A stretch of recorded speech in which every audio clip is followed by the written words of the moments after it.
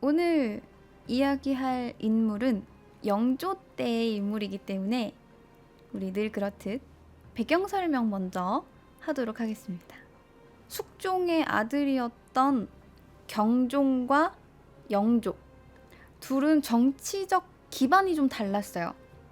정치적 지지 기반이 달랐는데 장희빈의 아들이었던 경종은 소론의 지지를 받았고 숙빈의 아들이었던 영조는 노론의 지지를 받았어요. 그래서 원래는 경종이 먼저 즉위를 해서 경종이 되었는데 나중에 영조가 반대 세력의 방해를 이겨내고 경종 다음으로 왕위에 오르게 됩니다. 근데 이 과정에서 영조가 경종에게 보냈던 게장과 감을 먹고 경종이 죽게 되거든요. 그래서 영조는 경종을 독살했다라는 의심에서 평생을 벗어날 수가 없었어요. 자, 그리고 영조가 등극을 하고 소론은 실권을 하게 돼요. 당연하죠. 경종이 죽었으니까 경종의 정치적 지지 기반이었던 소론은 실권하게 되고 소론과 밀접했던 경종의 내전 내인들은 전부 다 나가야 됐어요. 원래 왕이 바뀌게 되면 아무래도 이제 들어오는 사람들도 새로 들어오게 되고 예전 왕을 모셨던 사람들은 자기 의지대로 혹은 이제 타의로 밖으로 나가게 되는데 영조는 탕평으로 되게 유명한 인물이었단 말이에요. 노론과 소론할 거 없이 우리 모두 친하게 지내서 백성들을 잘 먹여 살려보자가 모토예요. 그래서 영조가 만든 음식이 탕평채예요. 남인, 동인, 서인, 북인 할 거 없이 우리 전부 이들을 뜻하는 색깔을 다 모아가지고 음식을 만든 거야. 탕평채를 조물조물 묻혀가지고 자 너네들 먹어봐. 이렇게 너네들 잘 섞여서 우리 한번 잘 해보자. 이렇게 한 사람이 바로 영조예요. 왜냐하면 영조는 당연히 경종이 아주 오랫동안 세자였고 왕이 될 인물이었기 때문에 영조는 사가에서 지냈거든요. 그냥 사가에서 백성들과 함께 어울려 살았기 때문에 백성들의 삶을 잘 알고 있었고 그것 때문에 그랬는지는 모르겠지만 아무래도 백성을 잘 이해하고 백성을 잘 먹여 살리기 위해서 탕평을 주장했던 인물이에요. 그래서 그 영조가 일명 꼰대짓을 하면 늘 이렇게 이야기했어. 야, 내가 사가에 있을 때 말이야. 이런 식으로.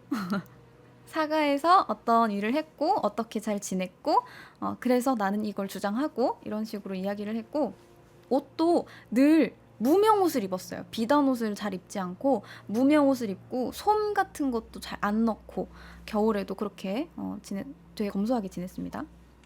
자, 그래서 그렇게 탕평으로 유명한 인물인 만큼 영조는 소론 인물이었던 이 내인들을 다시 불러들였어요. 노론으로만 꽉 차면 안 되니까요. 그래서 소론의 내인들을 불러다가 자기의 아들, 그러니까 세자의 동궁 내인들로 삼게 됩니다. 이 세자가 바로 사도세자죠. 네. 그래서 영조는 노론의 지지 기반을 갖고 있지만 자기 아들에게는 소론의 내인들을 붙여줬어요. 그래서 노론과 소론을 모두 함께 등용해서 이 대립을 좀 약화시키고자 했단 말이에요. 그런데 마음대로 되지 않아요. 소론이었던 내인들은 똑똑했던 사도세자를 경종쯤으로 생각을 했던 것 같아요. 나중에 왕이 되면 우리 소론을 또 한 번 부흥시켜줄 인물 정도로 생각을 했던 건지 새로운 권력을 잡은 것처럼 사도세자의 어머니였던 선희궁 영빈 이씨를 무시하기 시작합니다. 어떻게 감히 내인들 주제에 중전 후궁을 무시해요? 감히 사도세자의 엄마를 어떻게 무시할 수 있어요? 라고 할 수 있는데 이 선희궁은 숙종 때부터 6살에 궁궐에 들어와서 아기 내인으로 계속 지냈어요. 그러다가 숙종, 경종, 영조 때까지 점점점 거쳐서 31살이 돼서 영조의 후궁이 되었기 때문에 자연스럽게 경종을 모셨던 내인들은 아니 우리 있을 때까지만 해도 별거 아닌 내인이었던 게 후궁이 됐어? 이런 식으로 좀 선희궁을 무시했던 거죠. 그러다 보니까 선희궁 역시 자연스럽게 좀 동궁전을 잘 찾지 않게 된 거죠. 좀 꺼리게 된 거죠. 자기가 가면 무시당하니까요. 그리고 문을 중시했던 완벽주의자였던 영조의 마음에 들 정도로 사도세자는 되게 똑똑했단 말이에요. 3살에 글을 읽고 5살에 밥을 먹다가도 영조가 뭘 물어보면 밥을 뱉으면서 이렇게 뱉으면서 뱉고 나서 대답을 했어요. 그래서 왜 밥을 뱉느냐 이렇게 물어보면 아버지가 하문하시면 밥을 뱉고 대답을 하는 거라고 배웠습니다. 이런 식으로 할 정도로 엄청 똑똑했단 말이에요. 그리고 비단을 가리키면서 이것은 사치하는 것이다 라고 이야기하고, 무명을 가리키면서 이것은 사치하지 않는 것이다 라고 이야기하고, 자기는 무명옷을 입겠다라고 이야기했어요. 어린아이가. 똑똑하죠. 이렇게 기가 막히게 똑똑했던 사도세자에게 이 동궁전의 내인들이, 소론파가 나무나 종이로 칼, 활, 화살 같은 걸 만들어서 병정놀이를 시키기 시작합니다. 그러니까 영조는 자기의 꿈인 탕평을 이룰 다음 때의 왕으로 사도세자를 꼽아놨단 말이에요. 엄청 똑똑했으니까요. 3살에 그를 깨우쳤으니까. 그래서 문을 되게 중시했는데 이 내인들이 와가지고 막 칼싸움 시키고 병정놀이 시키니까 점점 이 사도세자도 몸이 되게 건장했어요. 몸도 되게 좋고 원래 막 병정놀이 하는 거에 되게 관심을 가지고 있었는데 이렇게 병정놀이를 하다 보니까 점점 공부를 등한시하기 시작한 거예요. 공부 너무 어렸을 때부터 했고 지겹잖아요. 그래서 점점 10살, 11살 지나갈수록 청룡 언얼도 같은 거 막 들고 설치기 시작합니다. 그러니까 영조는 사도세자가 점점 마음에 안 드는 거예요. 아니 얘가 안 그러다가 왜 이러지? 이렇게 된 거죠. 하나씩 마음에 안 드는 거야. 그러다가 그런 사도세자가 자라서 10살이 되었을 때 드디어 세자빈을 맞이하게 되는데, 세자빈이 바로 해경궁 홍씨입니다. 오늘의 주인공이라고 할 수 있어요. 해경궁 홍씨. 이 해경궁 홍씨는 1735년 6월 18일 서울에서 태어났어요. 아버지인 홍봉하는 노론파였는데 딱히 엄청난 세력을 가진 세도가도 아니었으나 노론이었다는 점, 그리고 해경궁 홍씨가 꽤 총명했다는 것, 그리고 그것 때문에 대비나 왕후 등 내명부에서 그녀를 마음에 들어 했었다는 것 등 점점점 이렇게 여러 가지가 뭉쳐서 결국 해경궁 홍씨가 세자빈이 된 거죠. 그리고 이 해경궁 홍씨가 세자빈이 된 이후에 아버지였던 홍봉하는 권력을 얻어서 영의정까지 올라가게 됩니다. 자, 이렇게 동갑내기 10살짜리 소년과 소녀가 결혼해서 이제 알콩달콩 살 일만 남았나 했는데 15살에 영조가 사도세자에게 대리청정을 맡기기 시작합니다. 대리청정이라 함은 자기의 업무를 세자한테 대신 보게 하는 거예요. 근데 점점 세자가 무에만 관심을 갖게 되니까 마음에 안 들잖아요. 그래서 대리청정을 시키면서 사도세자가 오늘 이러이러한 점을 이렇게 처리했습니다 라고 이야기하면 네가 왕이야? 왜 그걸 네 멋대로 처리해? 라고 꾸중을 하고, 사도세자가 그러면 이 일을 이렇게 처리를 할까요? 라고 물어보면 그걸 왜 나한테 물어? 넌 그거 하나도 처리 못하니? 라고 이야기하는 등, 그러니까 뭐만 하면 다 마음에 안 드는 거예요. 점점 갈등이 표면화되고 사도세자가 점점 미쳐갑니다. 사도세자는 원래 주문이나 기도 이런 잡서들을 되게 좋아했어요. 귀신 이야기 같은 거. 그래서 악귀를 쫓을 때 쓰는 경문인 옥추경이라는 것을 읽어서 귀신을 한번 부려보겠다 라고 했는데, 이걸 읽고 난 뒤로 갑자기 천둥을 주관하는 신이 보인다 라면서 옥추경을 두려워하더니 옥추라는 말 자체를 무서워하고 급기야 구급약인 옥추단까지 무서워서 구급약을 못 받는 거예요. 그리고 점점 하늘을 두려워하더니 나중에는 우레나 병력 같은 글자도 두려워서 쳐다도 못 보고, 만약에 천둥이 꽝 치잖아요. 그러면 귀를 막고 엎드려 있는 거야. 다음 때의 왕이 될 세자가 이렇게 천둥의 극도의 공포를 보이는 뇌벽증이라는 게 생깁니다. 물론 이것 외에도 영조가 비가 심하게 오거나 천둥이 쳐서 만약에 화재가 딱 났어요. 그러면 그때 사람들은 뭐라고 생각해요? 아, 왕이 부덕해서 이런 일이 생기는 거다 라고 이야기를 하잖아요. 근데 영조는 사도세자를 탓했어요. 너 때문에 네가 무능해서 지금 이렇게 비가 오고 천둥이 치는 거야. 천둥 치는 거 봐. 네가 얼마나 무능한지 알겠어? 이렇게 이야기하는 거예요.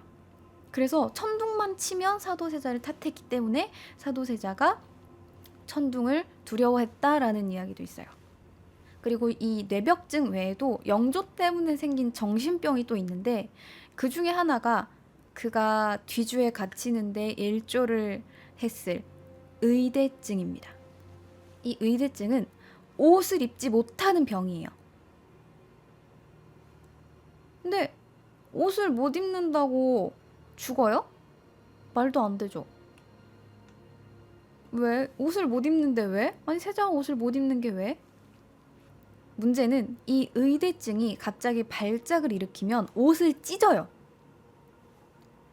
옷을 찢는 등 과격한 행동을 보였기 때문에 옷을 한번 입으려면 옷을 2, 30벌을 준비해야 돼. 입다가 아우 못 입겠어 이러면서 막 옷을 찢어버리고 또 입다가 아우 이거 안 되겠어 이러면서 벗어버리고 그래서 옷을 2, 30벌을 준비해야지 옷을 한번 입을 수 있는 거예요. 그리고 만약에 이 옷을 입지 못하면 옷을 막 찢고 이걸 태우는 거야. 귀신들을 위해서 옷을 바친다고. 근데 이 옷을 찢는 의대증이 점점점 심해지더니 이게 1757년에 발병하기 시작했거든요. 근데 그해 6월에 옷을 입다가 옷을 입혀주는 사람이 마음에 안 든다라는 이유로 옷 입혀주는 사람을 죽였어요. 그리고 한 번 사람을 죽이기 시작하더니 나중에는 옷을 입을 때마다 화가 나면 사람을 막 죽이기 시작하는 거예요. 마음에 안 들면 죽이고. 근데 사람을 죽여야지 마음이 조금 풀린다라고 이야기를 했다고 해요.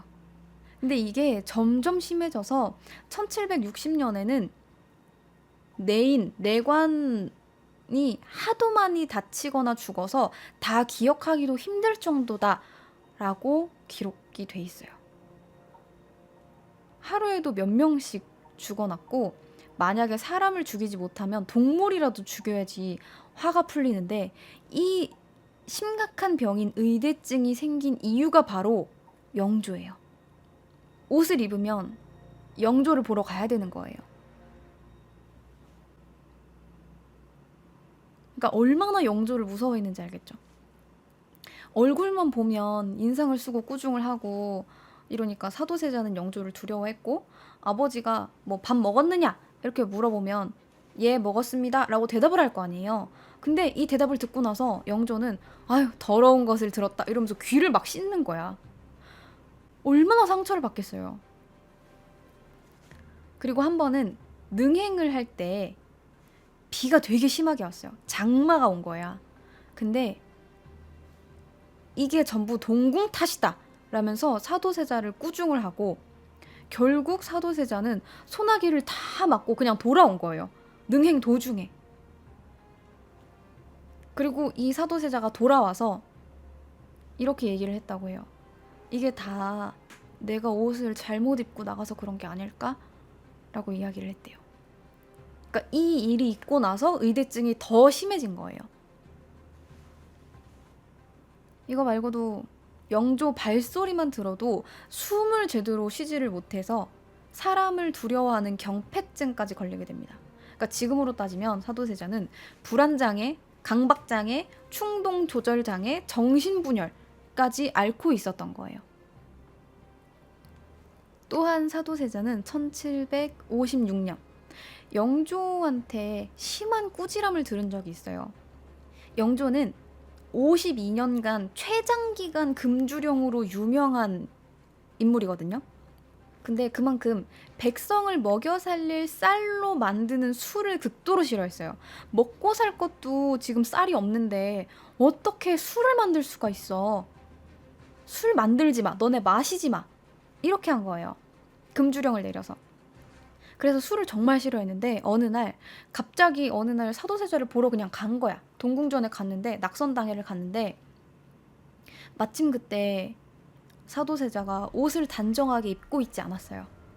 근데 그걸 보더니 영조가 너 지금 술 마셨니? 이렇게 물어본 거예요. 근데 사도세자는 술이 안 받아서 술을 마시지 않는데 영조는 그걸 그냥 무시한 거죠. 그걸 믿지 않고 뜰에다가 세자를 세워놓고 왕인 나도 안 마시는데 세자인 네가 술을 마셔? 라고 물었고 세자는 또 안 마셨으니까 안 마셨습니다. 이렇게 대답하면 거짓말하지 마. 마셨잖아. 이렇게 얘기를 하는 거예요. 그러니까 이게 계속 되니까 결국 세자가 참다 못해. 예, 마셨습니다. 누구 나인이 갖다 줘서 한 잔 했어요. 이렇게 나간 거예요. 그래서 영조는 술을 준 사람을 귀양 보내고 관원들한테 세자를 훈계해라 라고 명령을 했는데 이 관원들이 세자를 훈계하러 딱 왔는데 세자가 화가 나잖아요. 나 술 마시지도 않았는데 괜히 마셨다고 혼내더니 이제는 무슨 관원들까지 시켜가지고 나를 훈계하래. 열받잖아. 그래서 아니 내가 안 마셨는데 너네 그거 뻔히 알면서 감히 훈계를 하러 내 방을 들어와? 라면서 사람들을 내쫓았는데 누군가가 촛대를 잘못 쳐서 촛대가 엎어지면서 불이 난 거예요. 근데 다행히 크게 번지진 않았고 피해를 입은 사람도 없는데 영조가 이걸 보더니 또 화를 낸 거죠. 아니 네가 술을 마셨다고 그것 조금 혼냈다고 지금 불을 지른 거야. 너 미친 거 아니니? 라면서 꾸짖은 거예요. 그러자 사도세자는 이제 더 이상 살 수가 없다라면서 낙선제 우물에 뛰어들려고 했는데 사람들이 주위에서 말려서 살았어요. 근데 또 다음 해에 우물에 그냥 뛰어듭니다. 1757년에. 이게 사도세자의 애첩이었던 빙해라는 후궁이 왕실의 돈을 갖다 썼다고 이제 소문이 돈 거예요. 그래서 영조가 이에 분노해서 이제 그 내인을 잡아와라 라고 했는데 사도세자가 거짓으로 꾸며서 다른 사람을 빙해라면서 이제 데려다 놓은 거예요. 이걸 영조가 모르겠어요? 아니죠. 그래서 이걸 알고 처음으로 해경궁 홍씨를 불러다가 다그치면서 세자를 심하게 꾸중을 하니까 또 서러워서 세자가 진짜 우물에 그냥 뛰어든 거죠. 근데 우물에 물이 그렇게 깊지 않아서 심하게 다치진 않았다고 해요. 결국 이렇게나 아껴서 자기 아이까지 둘이나 낳은 빙해 있죠. 자기가 우물에 뛰어들게 된 계기인 이 빙해가 어느 날 옷을 입혀주게 된 거예요. 세자 옷을 입혀주는데 그날따라서 또 세자가 의대증이 다시 발병을 한 거죠. 그래서 이것 때문에 이 빙해를 그 자리에서 죽도록 때립니다. 그래서 빙해가 죽어요. 근데 이렇게 심한 폭력적인 모습을 보이다가 심지어는 나중에 칼을 들고 나는 이 칼을 들고 이제 아버지라도 죽여야겠어 라고까지 말하는 거예요. 이거는 말로 하면 이건 거의 반역이잖아요. 근데 이제 영조까지 죽이고 싶다고 이야기를 하는 거예요. 얼마나 스트레스를 받았는지 알만하죠. 근데 이렇게 스트레스를 받다가 사도세자가 20일 동안 가출을 했어요. 20일 동안 나 있다고 거짓말해. 나 누가 찾으면 영조가 찾으면 아버지가 나를 찾거든. 내가 있다고 해라. 근데 어차피 내 문안도 안 받아주실 건데 나 안 찾을 테니까 나 있다고 일단 얘기는 해 라고 하고 말도 없이 혼자 평안도로 간 거예요. 근데 이때 사도세자가 제일 편해 보였대요. 더 이상 영조를 보지 않아도 된다는 생각 때문에 제일 편해 보였고 평안도를 갔다 와서 다시 제정신을 되찾은 거야. 다행히도. 근데 잠깐이었어요. 사도세자가 평안도로 가출을 했을 때에는 이미 정조가 태어나 있었고 세손이었고, 세손이었던 정조를 영조는 엄청나게 끼고 돌았기 때문에 영조는 사도세자가 사라진 것도 사실 모를 정도로 둘 사이는 나빠져 있었습니다. 그리고 이러한 모든 문제점들이 1762년 일명 나경원의 고변 사건으로 인해서 알려지게 됩니다. 이 나경원이라는 사람이 세자의 죄를 낱낱이 영조한테 다 고발을 한 거예요. 고변서를 써가지고 세자가 어느 날 어떻게 했고 누구를 죽였고 어떻게 또 했고 뭐 여중을 후궁으로 들였고 뭐 또 후첩을 또 죽인 다음에 뭐 어쨌고 저쨌고 이걸 다 쓴 거야. 그래서 영조한테 직접 고했고, 영조는 원래 살려주려고 했는데 주위에서 이거는 진짜 죽여야 된다. 감히 어떻게 세자의 잘못을 이렇게 일개 한낱 별감? 별감의 형이 어떻게 이렇게 낱낱이 고할 수 있느냐? 이렇게 해서 망측하다면서 이 나경원을 죽이고 고변서를 태웁니다. 근데 이 사건 이후에 이게 점점 일이 커져서 결국 영조가 사도세자를 문책했고, 사도세자의 어머니였던 선희궁마저 동궁의 병이 깊어 더 이상 바랄 것이 없으니 대처분을 하소서 라고 이야기를 해요. 대처분이란 죽이란 이야기입니다. 어머니가 자기 아들을 죽이라고 이야기를 했어요.